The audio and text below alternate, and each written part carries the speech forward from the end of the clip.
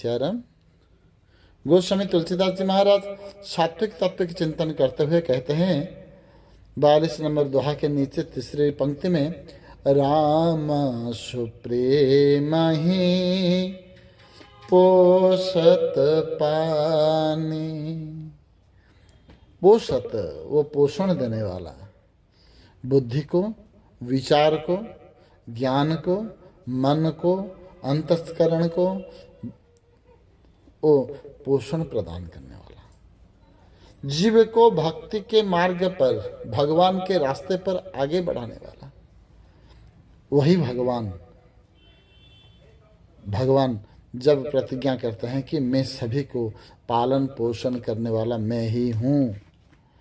Ram supreme ही पोषत पानी। गोस्वामी कहते हैं वो पानी है।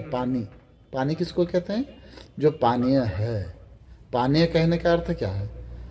पानीय इसलिए कहा गया कि इसी को जो कोई भी वो दसन जो दांत जो है वो रहने वाला भी पी सकता है, नहीं रहने वाला भी पी सकता है।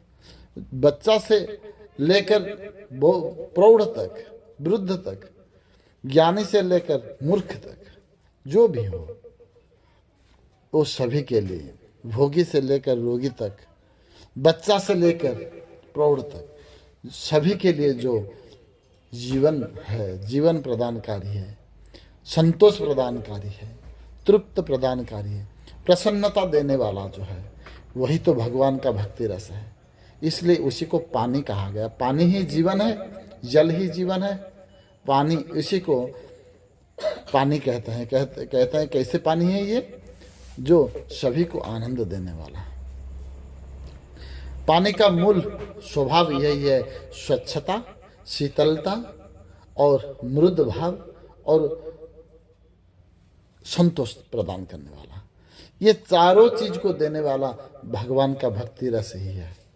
भक्ति रस में जो इसी को पिएगा, जो भक्ति रस में रमेगा, उसी को ये चारों रस प्राप्त होने वाला है। इसलिए कहते हैं कि ये सभी के लिए पानी जैसा है, सभी को तृप्त देने वाला। राम सुप्रेम ही पोषत पानी, हरत सकल कली कलुष गलानी। हरत सकल, हरण करने वाला सारे को, किस चीज को?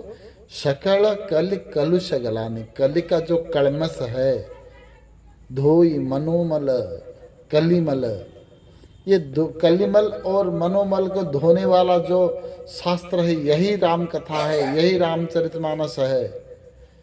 कली का मल को धोने के लिए और कुछ करना आवश्यक नहीं।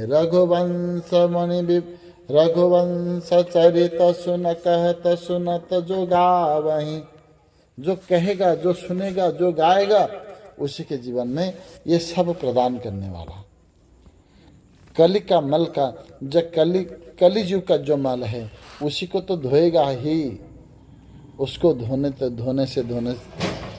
उसको धोते धोते मन का जो मल है, विक्षेप जो है, आवरण जो है, जो विक्षेप और आवरण है, उसी को ये नष्ट करने वाला ये राम कथा है। इसलिए गोस्वामी कहते हैं कि हरत सकल कली कलुष गलानी। ग्लानि को नष्ट कर देने वाला है। जीव का ग्लानि क्या है? अंत समय में जीव जब भगवत आधार पर जाने पर भी और न जाने पर भी, ये दोनों में भी तो कुछ ग्लानि आ जाता है।